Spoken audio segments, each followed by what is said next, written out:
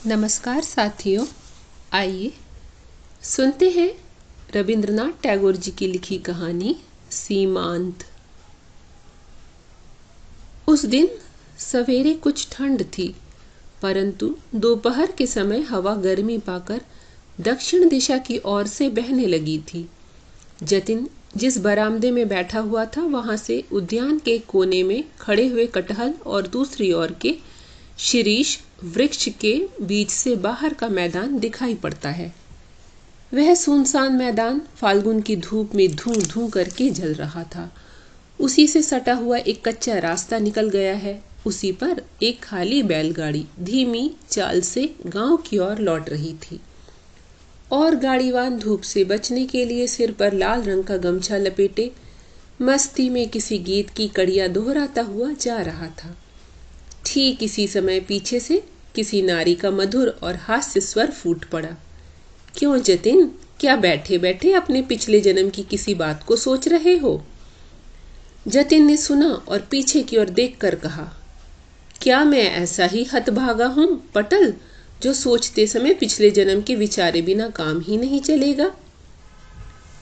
अपने परिवार में पटल नाम से पुकारी जाने वाली वह बाला बोल उठी, झूठी शेखी मत मारो जतिन, तुम्हारे इस जन्म की सारी बातें मुझे मालूम है।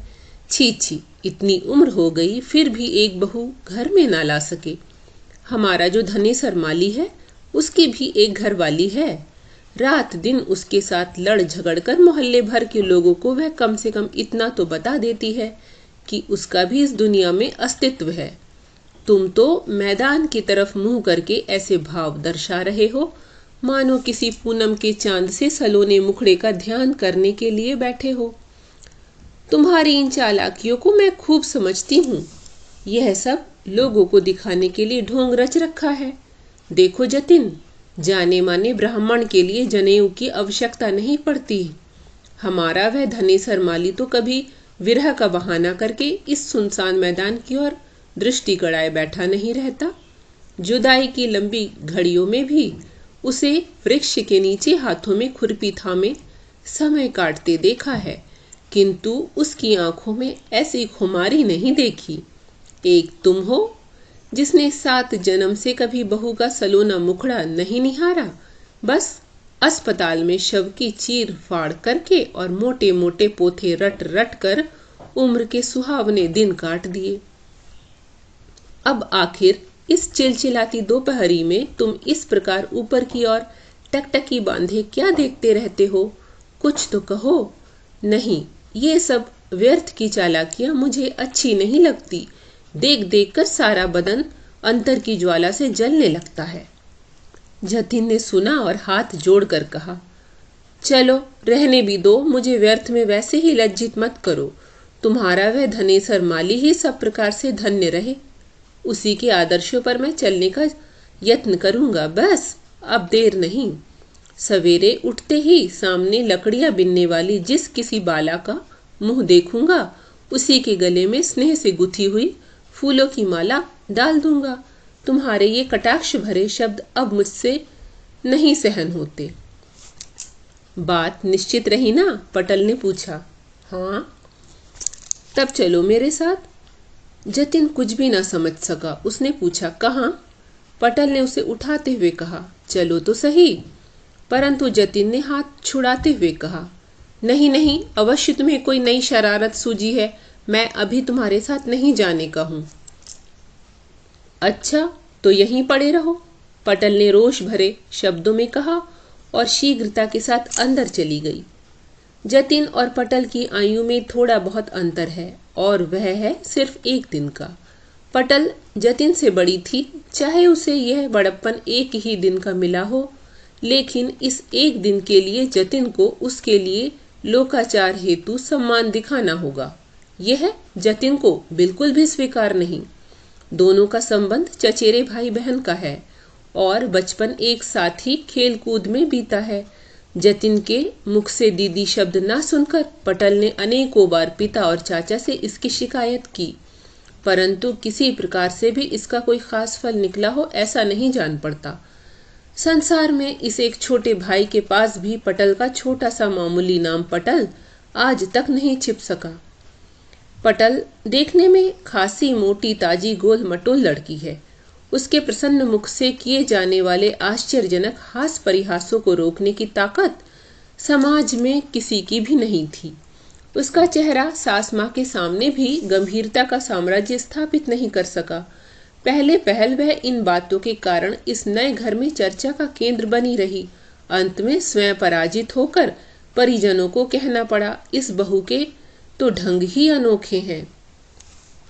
कुछ दिनों के बाद तो इसकी ससुराल में यहाँ तक नौबत आ गई कि इसके हास्य के आघात से परिजनों का गांभीर्य भूमिसात हो गया, क्योंकि पटल के लिए किसी का भारी जी और मुंह लटकाना देखना असंभव है। पटल के पति हरकुमार बाबू डिप्टी मजिस्ट्रेट हैं। बिहार के एक इलाके से उनकी तरक्की करके उन्हें कलकत्ते के आबकारी विभाग में उच्च पद पर ले लिया गया है।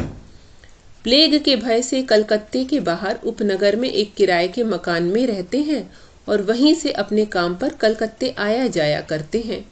मकान के चारों ओर बड़ी चार दीवारी है और उसी में एक छोटा सा बगीचा है। इस आबकारी के विभाग में हरकुमार बाबू को अक्सर दौरे के रूप में अनेक गांवों का चक्कर काटना पड़ता है। पटल इस मौके पर अकेली रह जाती है, जो उसे खलता है। वे इस बात को दूर करने के लिए किसी आत्मीयजन को घर से बुलाने की सोच रहे थे कि उसी समय हाल ही में डॉक्टरी की उपाधि से सुशोभित जतिन चचेरी बहन के निमंत्रण पर एक सप्ताह के लिए वहां आ पहुंचा। कलकत्ते की प्रसिद्ध अंधेरी गलियों में से होकर पहली बार पेड़ पत्तों के बीच आकर आज जतिन इस सूने बरामदे में फाल्गुन की दोपहरिया से आत्मविभोर बैठा था कि पटल पीछे से आकर यह नई शरारत कर गई। पटल के चले जाने के बाद वह कुछ देर के लिए निश्चित होकर बैठ गया। लकड़ी बीनने वाली लड़कियों का जिक्र आ जाने के कारण जतिन का मन बचपन में सुनी परिदेश की रोचक कथाओं के गली कूचों में चक्कर काटने लगा। पर कहाँ? अभी कुछ क्षण भी नहीं बीते होंगे कि पटल का हास्य से भरा हुआ चिरपरिचित स्वर जतिन के कानों में पड़ा। उसे सुनकर वह चौंक पड़ा। उसने मुड़कर देखा, पटल किसी बालिका को खींचे लिए आ रही थी। इतना देखकर जतिन ने मुख फेर लिया। तभी पटल ने उस बालिका को जतिन के सामने करके पुकारा, चुनिया। बालिका ने अपना नाम सुनकर के कहा, क्या है दीदी? पटल ने चुनिया का हाथ छोड़ते हुए कहा, मेरा यह भाई कैसा है, देख तो भला। चुनिया, जो अब तक गर्दन झुकाए हुए थी, निसंकोच जतिन के चेहरे की ओर निहारने लगी। उसे ऐसा करते हुए देख पटल ने पूछा, क्यों री, देखने में तो अच्छा लगता है ना? चुनिया ने शांत स्वर से सिर हिलाते हुए कहा, हाँ अच्छा ही है। जतिन ने देखा और सुना, फिर लज्जावश कुर्सी से उठता हुआ बोला, ओ पटल, यह क्या लड़कपन है? मैं लड़कपन कर रही हूँ या तुम व्यर्थ में ही बुढ़ापा दिखला रहे हो? पटल ने जतिन के शब्दों को सुनकर निसंकोच कहा। अब बचना मुश्किल है। जतिन के होठों से शब्द निकले और वह वहां से भाग गया। पटल ने उसका पीछा किया और भागती हुई बोली, अरे सुनो तो, भय की कोई बात नहीं है, यकीन तनिक भी नहीं है। कौन तुम्हारे गले में अभी माला डाल रहा है? फाल्गुन चैत में तो इस बार कोई लगन ही नहीं पड़ती, अभी बहुत समय है। वे दोनों उस जगह से चले गए, परंतु चुनिया आश्चर्यचकित अवस्था में वहीं खड़ी रह गई। उसके इकहरे बदन ने तनिक भी जुम्बिश न की। उसकी आयु लगभग 16 ही वर्ष की होगी। उसके सलोने मुख का वर्णन पूर्णतः लेखनी से नहीं किया जा सकता, पर इतना अवश्य लिखा जा सकता है कि उसमें ऐसी आकर्षण शक्ति है जो देखते ही वन की मृगी की याद दिला देती है। साहित्यिक भाषा में कहने की आवश्यकता पड़े तो उसे निर्बुद्धि भी कहा जा सकता है, किंतु मूर्ख की उसको उपमा नहीं दी जा सकती। हाँ, अपने समाधान के लिए यह अवश्य सोचा जा सकता है कि बुद्धि वृत्तिपूर्ण विकसित नहीं हुई है, लेकिन इन सब बातों से चुनिया का सौंदर्य घटा नहीं, अपितु उसमें एक विशेषता ही आ गई है। संध्या को हरकुमार बाबू ने कलकत्ते से लौटकर जतिन को देखा तो वे बहुत प्रसन्न हुए और उसी मुद्रा में बोले, तुम आ पहुंचे, चलो बड़ा ही अच्छा हुआ। और फिर दफ्तर के कपड़े बदलकर जल्दी से उसके पास बैठकर कुछ व्यस्त भाव से बोले, जतिन, तुम्हें जरा डॉक्टरी करनी होगी। अकाल के दिनों में जब हम पश्चिम की ओर रह रहे थे तभी से एक लड़की को पाल रहे हैं। पटल उसे चुनिया कहकर पुकारती है। उसके माँ बाप और वह सब बाहर मैदान के पास ही एक पेड़ के नीचे पड़े हुए थे। सूचना मिलते ही मैंने बाहर जाकर देखा तो बेचारे माँ बाप दुनिया के झंझटों से मुक्ति पा चुके थे। सिर्फ लड़की के प्राण अभी बाकी थे। मैंने उस लड़की को वहां से उठाकर पटल को सौंप दिया। पटल ने अपना उत्तरदायित्व समझा और बड़ी सेवा जतन के बाद उसे बचाने में समर्थ हुई। उसकी जाति के विषय में कोई कुछ नहीं जानता। यदि उस ओर से कोई ऐतराज भी करता है तो पटल कहती है, वह द्विज है, एक बार मरकर फिर से इस घर में जन्मी है, इसीलिए इसकी मूल जाति तो कभी की मिट चुकी है। पहले पहल उसने पटल को माँ कहकर पुकारना शुरू किया था, पर पटल को इसमें लज्जा का भास होता था। अतः पटल ने उसे धमकाते हुए कहा, खबरदार, मुझे अब से माँ मत कहना, दीदी कहकर भले ही पुकार सकती हो। पटल कहती है, अरे इतनी बड़ी लड़की यदि मुझे माँ कहेगी तो मैं अपने आप को बुढ़िया समझने लगूंगी। हर कुमार बाबू ने लंबी सांस खींचकर पुनः कहा, जतिन, एक बात और भी है। शायद उन अकाल के दिनों में या फिर किसी अन्य कारणवश चुनिया को रह रहकर एक शूल की तरह पीड़ा उठा करती है। असल बात क्या है सो तुम्ही को अच्छी तरह डॉक्टरी परीक्षा करके समझना होगा। अरे ओ तुलसी, चुनिया को तो बुला ला। हर कुमार बाबू के इस लंबे व्याख्यान की समाप्ति पर जतिन खुलकर सांस भी ना ले सका था कि चुनिया केश बांधती हुई अपनी आंधी बंधी बेड़ी को पीठ पर लटकाए कमरे में दाखिल हुई।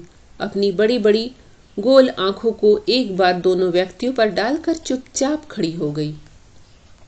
हर कुमार बाबू सबकी चुप्पी को तोड़कर बोले, तुम तो व्यर्थ में ही संकोच कर रहे हो जतिन, यह तो देखने भर की बड़ी है।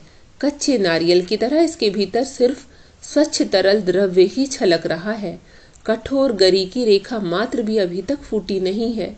यह बेचारी कुछ भी समझती बूझती नहीं है। इसे तुम नारी समझने की भूल मत कर बैठना। यह तो जंगल की भोली भाली मृगी मात्र है।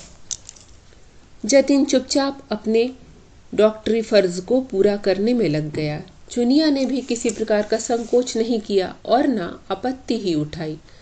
जतिन ने थोड़ी देर तक चुनिया की अच्छे से जांच पड़ताल करके कहा, शरीर यंत्र में कोई विकार पैदा हुआ हो ऐसा तो दिखाई नहीं देता।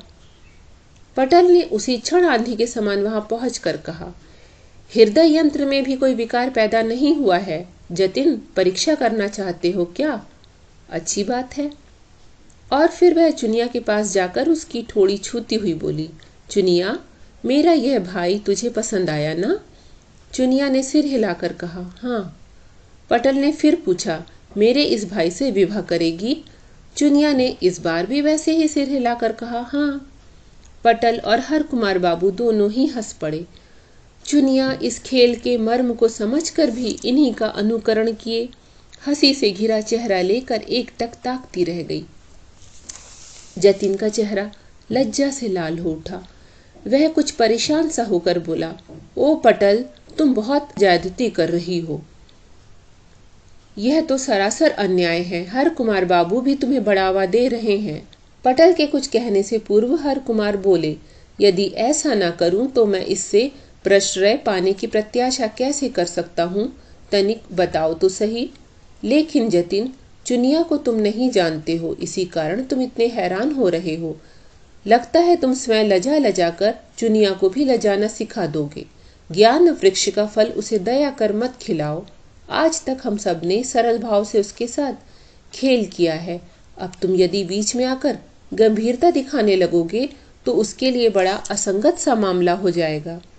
तभी पटल बोल उठी, इसी से तो जतिन के साथ मेरी कभी नहीं बनी। बचपन से लेकर आज तक सिर्फ झगड़ा ही हुआ है। जतिन आवश्यकता से अधिक गंभीर है। हर कुमार बाबू किसी रहस्य के मर्म को समझते हुए बोले, शायद इसी कारण से यह वाक्य युद्ध करना तुम्हारी आदत बन गई है। जब भाई साहब 9-2-11 हुए तो फिर मुझ गरीब पर। पटल ने तुनक कर कहा, फिर वही झूठ। भला आपसे झगड़ा करने में कौन सा सुख पा जाती हूँ, इसीलिए मैं उसकी चेष्टा ही नहीं करती। मैं शुरू में ही हार मान लेता हूँ।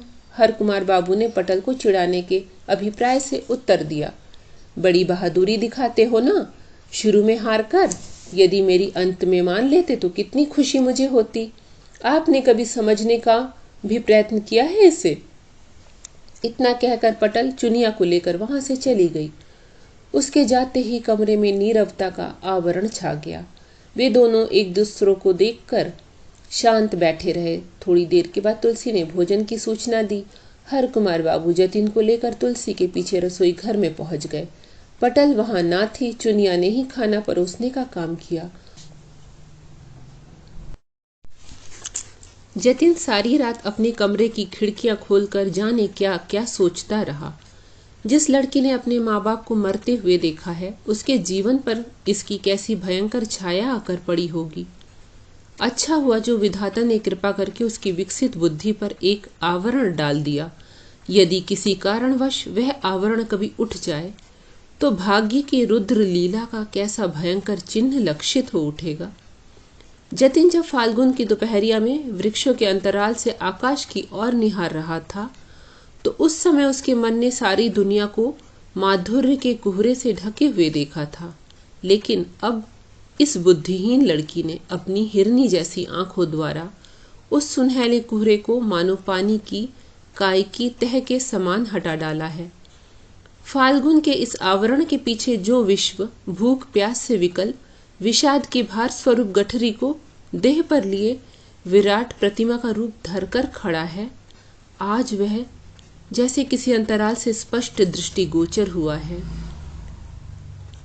कब सवेरा हुआ और पूरा दिन बीतकर शाम होने को आई, यह जतिन को ठीक से याद ही नहीं रहा। वह तो पटल के बुलाने पर जब अंदर गया तो उसने देखा कि चुनिया को वही पीड़ा उठी हुई थी। उसके हाथ पांव सुन्न हो गए थे और उसका कोमल शरीर अकड़ गया था। जतिन ने दवा लाने के लिए तुलसी को भेजकर बोतल में पानी मंगवाया, पर पटल झट से बोल उठी, कैसे डॉक्टर बने हो जी? पाँव में तनिक गरम तेल की मालिश भी तो करनी होगी। देखते नहीं इस बेचारी के तलवे कैसे बर्फ से हो रहे हैं। जतिन ने विस्मित नेत्रों से पटल की ओर देखा और उसके हाथ से गर्म तेल का बर्तन लेकर रोगिणी के तलवों में पूरी शक्ति से उस तेल की मालिश शुरू कर दी। इलाज करते हुए रात भी बीतने को आई, पर रोगिणी की अवस्था में कोई परिवर्तन नहीं आया। इधर हर कुमार बाबू कलकत्ते से लौटने पर बार बार चुनिया की अवस्था के विषय में पूछने लगे।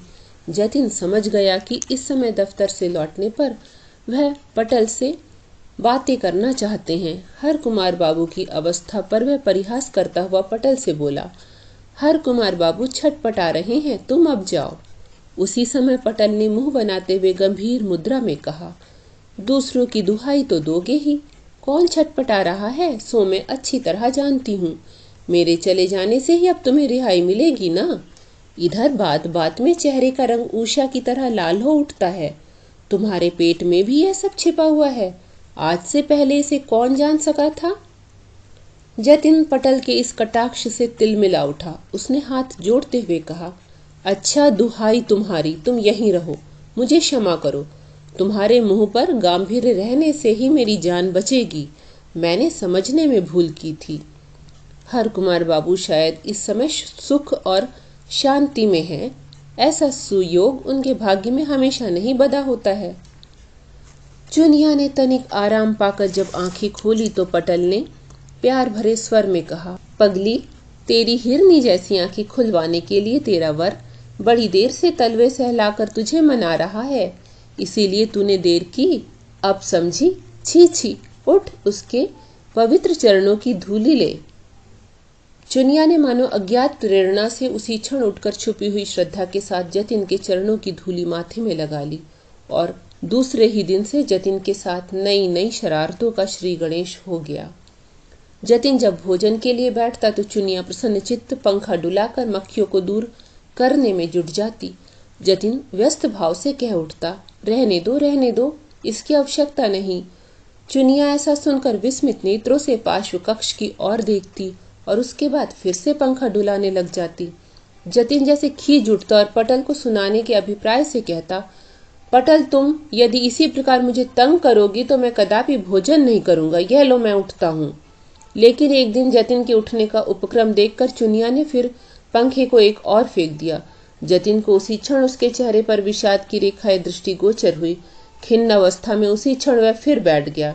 चुनिया कुछ भी नहीं समझती है, लजाना उसे आता नहीं है, विषाद का भार संभालने की उसमें क्षमता नहीं है। सबके समान इन बातों पर जतिन के हृदय ने भी विश्वास करना आरंभ कर दिया था, किंतु आज मानो से सहसा दिखाई दिया कि सारे नियमों का व्यतिक्रम करके अकस्मात कब क्या घटित हो जाता है, इसे पहले से कभी नहीं जाना जा सकता है। चुनिया ने फिर पंखा नहीं डुलाया, उसे वहीं फेंक कर तत्काल ही दूसरे कमरे में चली गई। जतिन बरामदे में बैठा था। आम के पत्तों के बीच में छिपी हुई कोयल ने उच्च स्वर में अपना तराना छेड़ दिया था। आम मंजरियों की सुगंध से सवेरे की हवा भारी हो गई थी। तभी उसने देखा चुनिया चाय का प्याला हाथ में लिए समीप आने से मानो कुछ झिझक सी रही है। उसकी भोली और कजरारी आंखों के छोरों में कहाँ का एक सकरुण भय छुपकर आ बैठा है। उसके चाय लेकर आने से जतिन रीझेगा या खींचेगा, इसे जैसे वह ठीक ठीक समझ ही नहीं पा रही थी। जतिन ने सुस्थिर चित्त से उठकर आगे बढ़ते हुए उसके हाथ से चाय का प्याला ले लिया। भला इस हिरनी जैसी आंखों वाली मानवी को किसी क्षुद्र कारणवश कहीं वेदना दी जा सकती है, किंतु उसने चाय का प्याला हाथ में पकड़ा ही था कि देखा बरामदे के दूसरे किनारे से सहसा प्रकट होकर पटल ने मौन हास्य द्वारा उंगली दिखाई। भाव बिल्कुल स्पष्ट थे, अब कैसे हारे तुम। उसी संध्या को जतिन किसी पत्रिका के पृष्ठ पलट रहा था कि पुष्पों की सुगंध से चकित होकर उसने सिर उठाया।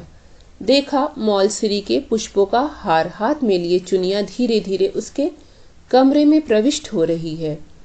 जतिन ने मन ही मन सोचा, यह तो बहुत ज्यादती की जा रही है। पटल के इस निष्ठुर मनोरंजन को अब और अधिक बढ़ावा नहीं देना चाहिए। अतः उसने चुनिया से कहा, छी छी चुन्नी, तुम्हें बनाकर दीदी अपना मनोरंजन किया करती हैं, सो क्या तुम इतना भी नहीं समझ पाती। बात समाप्त होने से पहले ही चुनिया ने त्रस्त मन और संकुचित भाव से अंदर की ओर लौट जाने का उपक्रम किया। जतिन ने तब शीघ्रता से उसे बुलाकर कहा, देखूं तनिक तुम्हारे इस हार को। हाथ आगे करके उसने हार ले लिया। चुनिया के मुख पर से विषाद के बादल फट गए और आनंद की उज्जवल रेखा सी फूट पड़ी। ठीक उसी समय दूसरे कमरे में से किसी के अट्टहास की ध्वनि सुनाई दी। दूसरे दिन सवेरे उपद्रव करने के अभिप्राय से पटल ने जतिन के कमरे में जाकर देखा कि कमरा सूना पड़ा है। सिर्फ मेज पर पड़े कागज पर लिखा है, भागा जा रहा हूं जतिन। अरे चुनिया, तेरा वर तो भाग निकला, उसे तो रोक भी नहीं पाई। बाहर जाकर पटल ने चुनिया की वेणी पकड़कर डुलाते हुए कहा और फिर घर के काम धंधों में लग गई। किंतु चुनिया को इस छोटी सी बात को समझने में कुछ समय लगा। वह पाषाण प्रतिमा के समान खड़ी स्थिर दृष्टि से सामने की ओर देखती रही। इसके उपरांत धीरे धीरे जतिन के कमरे में जाकर उसने देखा कमरा खाली पड़ा है और पिछली शाम को उसका दिया हुआ हार उसी तरह मेज पर रखा है। उस दिन फाल्गुन मास का सवेरा स्निग्ध एवं सुंदर दिखाई पड़ रहा था। कंपित कृष्ण वृक्ष की शाखाओं के भीतर से छनकर और छाया के साथ घुल मिलकर सवेरे की धूप बरामदे में आ रही थी। गिलहरी अपनी मुलायम पूंछ को पीठ की ओर मोड़े हुए इधर उधर कुछ पाने की आशा में दौड़ रही थी। पक्षियों का समूह संगठित रूप में अपने मधुर रागों द्वारा भी अपने वक्तव्य को मानो किसी तरह संपूर्ण नहीं कर पा रहे थे। और उसी एक कोने के बीच यह बुद्धिहीन लड़की अपने जीवन का, अपने इर्द गिर्द के संपूर्ण परिवेश का कोई समीचीन अर्थ नहीं खोज पा रही थी। उसके लिए सभी कुछ एक पहेली बन गया था। यह क्यों हो गया और ऐसा हुआ क्यों? फिर उसके बाद यह सवेरा, यह घर, सब कुछ एक साथ ही भला इतने सूने क्यों हो गए? जिसके अंतर में समझने की शक्ति इतनी कम दी थी, उसी को अकस्मात एक दिन हृदय की अतुल वेदना के रहस्य गर्भ के गाढ़ अंधकार में बिना ज्योति सहसा किसने उतार दिया? विश्व के इस सहज उच्छ्वासित जीवनमय समाज में इन तरु पल्लवों मृग खगों के आत्मविस्मृत कलरव के भीतर इस प्रगाढ़ अंधकार से उसे फिर कौन खींचकर बाहर लाएगा। पटल ने एकाएक पहुंचकर विस्मित स्वर में कहा, यह क्या हो रहा है चुनिया? चुनिया ने सुना मात्र, लेकिन उठी नहीं, कुछ बोली भी नहीं, जैसी थी वैसी ही रही। पटल ने समीप पहुंचकर स्पर्श किया तो उच्छ्वासित होकर वह फूट फूट कर रोने लगी। अश्रु आंखों के बांध को लांघकर अविरल गति से बहने लगे। पटल ने आश्चर्यचकित सी अवस्था में कहा, अरे कलमोही, तूने तो बिल्कुल ही सत्यानाश कर लिया। तू क्यों भला मरने गई थी? और फिर चुनिया की इस अवस्था से अवगत करने के अभिप्राय से पटल ने अपने पति के समीप जाकर कहा, यह तो अच्छी मुसीबत बैठे बिठाए गले से बांध ली। आखिर आपकी अकल पर भी क्या पत्थर पड़ गए थे जो मुझे उस समय रोका नहीं? हर कुमार बाबू ने पटल की खीजपूर्ण बातों को सुनकर कहा, तुम्हें रोकने की मेरी कभी आदत ही नहीं रही। फिर रोकने से ही ऐसा कौन हल निकल आता, तुम रुक जाती।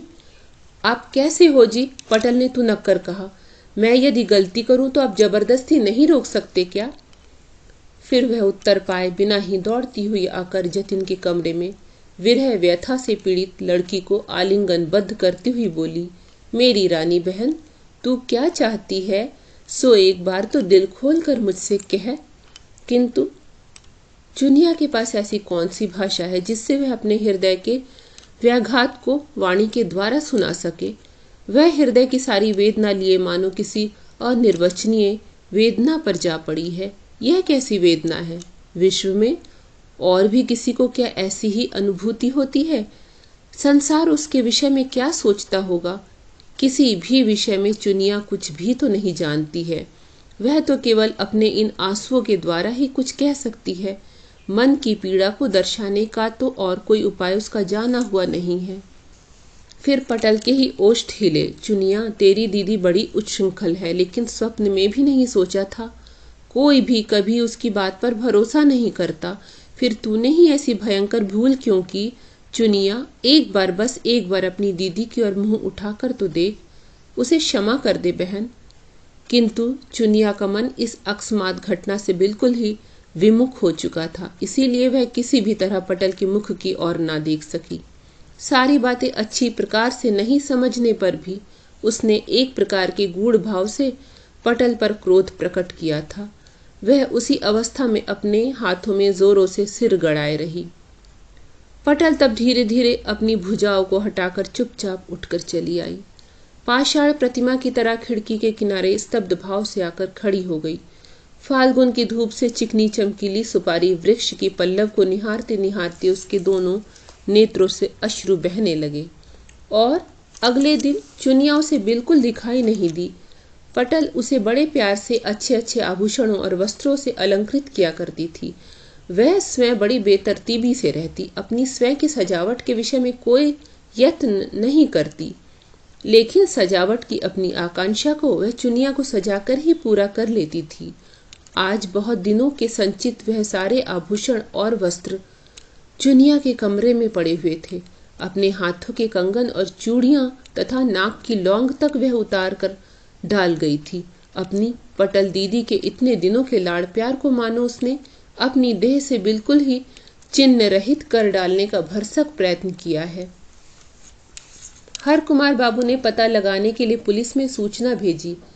उन दिनों प्लेग की महामारी से भयभीत होकर इतने आदमी इतनी विभिन्न दिशाओं में जीवन की साध लेकर भाग रहे थे। उन भगोड़ों के समूह में से किसी खास व्यक्ति को ढूंढ निकालना पुलिस के लिए कठिन कार्य बन गया था। 2-4 बार गलत व्यक्ति का पता पाने पर हर कुमार बाबू को काफी दुखी और लज्जित होना पड़ा। अंत में उन्होंने चुनिया के मिलने की आशा को त्याग दिया।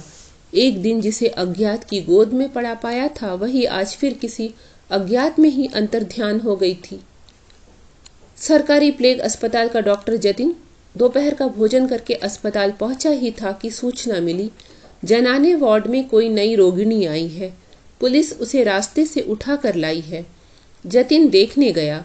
लड़की के मुंह का अधिकांश भाग चादर से ढका हुआ था। जतिन ने हाथ उठाकर नाड़ी को टटोला। ज्वर अधिक नहीं था, लेकिन कमजोरी अधिक थी। विशेष परीक्षा के अभिप्राय से जब उसने मुख पर से चादर हटाकर देखा तो चकित रह गया। वह चुनिया थी। जतिन अब तक पटल से चुनिया के विषय में सब कुछ सुन चुका था। मरीजों की भीड़ से फुर्सत पाते ही जतिन के मानस पटल पर अव्यक्त हृदय तरंग के घूंघट से ढकी हुई चुनिया की मृगी जैसी दोनों सुंदर आंखें प्रायः सदा एक प्रकार की अश्रुहीन कातरता को बिखरा दिया करती थी। आज रोगी की नेत्रों की बड़ी बड़ी पलकें चुनिया के क्षीण कपोलों पर गहरी छाया रेखा खींच रही हैं। देखते ही देखते जतिन के वक्ष स्थल के भीतर मानो किसी ने सहसा मेरू जैसा कोई बोझ दबा कर रख दिया। इस एक लड़की को भगवान ने स्वयं ही फूल की तरह कोमल रूप में गढ़कर फिर दुनिया से खींचकर प्लेग जैसी महामारी के स्रोत में कैसे बहा दिया। आज उसके क्षीण मृदु प्राण इस रोग से ग्रसित होकर बिस्तर पर पड़े हैं। उसकी इस छोटी सी आयु ने विपदाओं के इतने बड़े आघात, वेदना का इतना भारी बोझ आखिर कैसे सह लिया। यह सब समा कैसे गए। जतिन ही भला उसके जीवन में तीसरे संकट की तरह कहां से आकर लग गया था। रुद्ध दीर्घ सांसें जतिन के रुद्ध द्वार पर निरंतर धक्के देने लगी, किंतु उसी आघात की वेदना से उसके हृदय के तार में किसी अज्ञात सुख की होड़ सी लग गई। जो स्नेह विश्व में मिलना कठिन होता है, वही फाल्गुन की किसी दोपहरिया में पूर्ण विकसित बसंती मंजरी के समान आयाचित और अकस्मात ही उसके चरणों के निकट खिसक कर जा पड़ी है। जो निश्चल स्नेह इस प्रकार यम के द्वार तक आकर मूर्छित होकर गिर पड़ता है, ऐसे देवयोग नैवेद्य का सच्चा अधिकारी दुनिया में इस तरह अनायास ही भला और कौन हो सकता है। जतिन चुनिया के पास में बैठकर उसे थोड़ा थोड़ा गर्म दूध पिलाने लगा। पीते पीते काफी देर बाद चुनिया ने दीर्घ श्वास लेकर नेत्र खोले। जतिन के चेहरे की ओर देखकर किसी सुंदर स्वप्न की तरह उसने उसे याद करने का प्रयत्न किया, किंतु जतिन ने जैसे ही उसके ललाट पर हाथ रखकर हिलाते हुए कहा चुनिया, वैसे ही उसकी बेहोशी की आखिरी खुमारी भी अकस्मात टूट गई। जतिन को उसने पहचान लिया और उसी के साथ उसकी दृष्टि पर किसी सुकुमार मोह का आवरण आ पड़ा। पहले कजरारे बादलों के समागम के साथ आषाढ़ के सुगंभीर गगन में जैसी गंभीर छाया अंकित हो जाती है, चुनिया की काली आंखों पर वैसी ही सुदूर व्यापी सजल स्निग्धता घनीभूत हो गई। स्नेह और करुण मिश्रित स्वर में जतिन ने कहा, चुन्नी है थोड़ा सा दूध और पी लो। उसी क्षण चुनिया उठकर बैठ गई। फिर प्यार से प्यारे जतिन के मुख की ओर दृष्टि रखे हुए धीरे धीरे दूध का शेष भाग भी खत्म कर दिया। अस्पताल का विशेष डॉक्टर यदि एक ही रोगी के सिरहाने बराबर बैठा रहे तो काम भी नहीं चले और अच्छा भी नहीं लगता। इसीलिए दूसरी जगहों पर भी अपना फर्ज निभाने के लिए जतिन जब उठा तो भय और निराशा से चुनिया की दोनों आंखें व्याकुल हो उठी। जतिन ने उसका हाथ थामकर दिलासा देते हुए कहा, मैं अभी वापस आता हूँ चुन्नी, भय की कोई बात नहीं है। जतिन ने अस्पताल के अधिकारियों को सूचित किया कि इस नई रोगिणी को प्लेग नहीं है, वह केवल क्षुधा से पीड़ित होने के कारण ही इतनी क्षीण हो गई है। यहाँ प्लेग के अन्य रोगियों के साथ रखने से उस पर प्लेग के कीटाणुओं का आक्रमण हो सकता है। इस प्रकार समझा बुझाकर उसे वहां से दूसरे स्थान पर ले जाने के लिए जतिन ने विशेष तौर से इजाजत ले ली और अपने आवास गृह में ले आया। फिर इस समाचार से सूचित करने के लिए उसने उसी दिन पटल के पास एक पत्र डाल दिया। उस दिन संध्या को घर में रोगिणी और डॉक्टर के सिवा कोई नहीं था। सिरहाने के पास रंगीन कागज के आवरण से घिरा हुआ मिट्टी के तेल का लैंप धीमी रोशनी फैला रहा था। कॉर्नस पर रखी हुई टाइम पीस निस्तब्ध कमरे में टिक टिक शब्द का सुंदर राग अलाप रही थी। जतिन ने चुनिया के ललाट पर हाथ फेरते हुए पूछा, अब कैसा लगता है चुन्नी? चुनिया ने इसका कोई उत्तर नहीं दिया, परंतु जतिन का वह हाथ अपने क्षीण हाथों से ललाट पर ही दबा रखा। जतिन ने पुनः पूछा, अच्छा लगता है? चुनिया ने सुंदर आंखों पर पलकों के तनिक कपाट बंद करते हुए कहा, हाँ। जतिन ने उंगली से संकेत करते हुए पूछा, चुन्नी तुम्हारे गले में यह क्या है? चुनिया ने शीघ्रता के साथ साड़ी का पल्लू खींचकर उसे ढकने का यत्न किया। जतिन ने देखा कि उसके गले में मौलसिरी के फूलों का सूखा हुआ हार पड़ा है। टाइम पीस के टिक टिक शब्द के बीच जतिन चुपचाप बैठा सोचने लगा। अपनी हृदय की बात को छिपाने का यह इसका प्रथम प्रयास है। चुनिया मानो पहले एक मृग छौना थी। मालूम नहीं किस घड़ी हृदय भार से आतुर हो यौवन की मादकता का रूप धारण कर बैठी। किस धूप के उजाले में उसकी ज्वाला की तीक्ष्ण लपटों से चुनिया की समझ पर आच्छादित कुहरा हट गया। उसकी लज्जा, शंका, वेदना सभी जैसे एकदम प्रकाशित हो उठे और इन्हीं विचारों में खोए चौकी पर बैठे बैठे ना जाने कब जतिन की पलकें नींद के बोझ से दब गई। वह रात्रि के अंतिम पहर में अचानक द्वार खुलने की आवाज से चौंक कर उठ गया। उसकी आंखों ने देखा पटल और हर कुमार बाबू बड़ा सा बैग लिए कमरे में दाखिल हो रहे हैं। हर कुमार बाबू ने बैग को कमरे में रखकर और जतिन के पास पहुंचकर कहा, तुम्हारा पत्र पाकर सवेरे चल देने का मैंने विचार किया था, लेकिन जब मैं रात को सो रहा था तो करीब 11-12 बजे पटल ने जगाकर कहा, अजी सुनते हो, कल सवेरे जाने पर चुनिया को नहीं देख पाएंगे, हमें इसी समय पहुंचना होगा। उसे मैं किसी प्रकार भी समझा नहीं पाया। तब चटपट एक गाड़ी भाड़े पर लेकर हम लोग उसी क्षण घर से निकले। पटल ने तब अपने पति से कहा, चलो जतिन के बिछौने पर आप जाकर आराम करो। हर कुमार बाबू तनिक सी आपत्ति का भान करते हुए जतिन के कमरे में जाकर लेट गए और फिर पलक बंद करते हुए उन्हें तनिक भी देर न लगी। रोगिणी के कमरे में वापस आने पर पटल ने जतिन को एक कोने में बुलाकर पूछा, कुछ आशा है? जतिन ने चुनिया की नाड़ी को टटोल सिर हिलाते हुए जताया, नहीं। पटल ने चुनिया के निकट अपने को प्रकट किए बिना ही जतिन को फिर ओट में करके पूछा, जतिन सच कहना, तुम क्या चुनिया को नहीं चाहते? इस बार जतिन ने पटल के प्रश्न का उत्तर नहीं दिया। वह वहां से हटकर चुनिया के बिछौने के छोर पर बैठ गया। उसका हाथ अपने हाथों में धीरे से दबाता हुआ बोला, चुन्नी चुन्नी। चुनिया ने आंखों पर से पलकों का आवरण हटाकर चेहरे पर शांत मधुर हंसी का आभास लाते हुए कहा, क्या है? जतिन आशातीत स्वर में बोला, चुन्नी अपना यह हार मेरे गले में पहना दो। वह निर्निमेष एवं विमूढ़ नेत्रों से केवल जतिन के चेहरे की ओर ताकती रह गई। जतिन ने फिर कहा, अपना यह हार क्या मुझे नहीं पहनाओगी चुन्नी? जतिन के निकट इस तनिक से दुलार का सहारा पाकर चुनिया के मन में पहले किए गए अनादर का थोड़ा सा अभिमान जाग उठा। बोली, इससे क्या होगा? जतिन ने उसके दोनों हाथों को अपने हाथों में समेटते हुए कहा, मैं तुम्हें प्यार करता हूं चुन्नी। जतिन के इस वाक्य को सुनकर पल भर के लिए चुनिया स्तब्ध रह गई। फिर उसके दोनों नेत्रों से अविरल जल बहने लगा।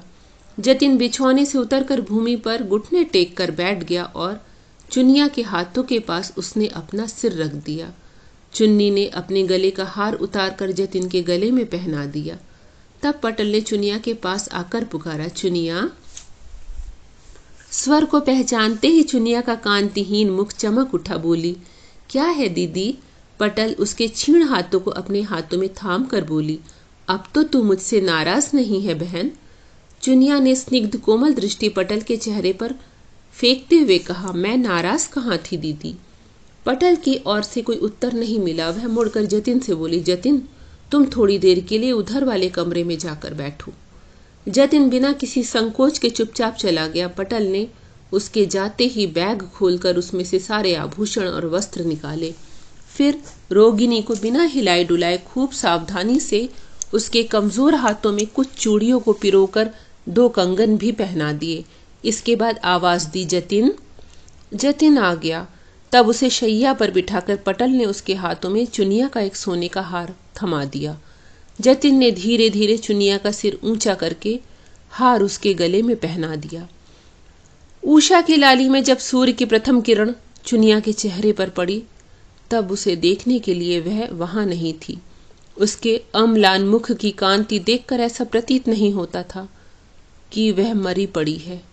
यही जान पड़ता था मानो किसी अतल स्पर्शी सुखद स्वप्न में वह पूर्ण रूप से लीन हो चुकी है। जब उसके शव को लेकर चलने का समय आया, तब पटल चुनिया की छाती पर पछाड़ खाकर गिर पड़ी और क्रंदन स्वर में बोली, बहन तेरे भाग्य अच्छे थे, जीवन की अपेक्षा तेरा मरण ही अधिक सुखद हुआ। और चुनिया की शांत स्निग्ध मृत्यु छवि की ओर निहारते हुए जतिन के अंतर में बारंबार यही भाव उठने लगा, जिसका यह धन था उसी ने ही वापस ले लिया, किंतु उसने मुझे भी उससे वंचित नहीं रखा। शमशान घाट पर पहुंचकर शव जल उठा। शोकातुर अवस्था में जतिन ने अज्ञात प्रेम की सीमा का अंत कर दिया। ये थी कहानी सीमांत। अगर प्रस्तुति पसंद आई हो तो लाइक कर दीजिएगा, चैनल पर नए हो तो सब्सक्राइब कर लीजिएगा। धन्यवाद।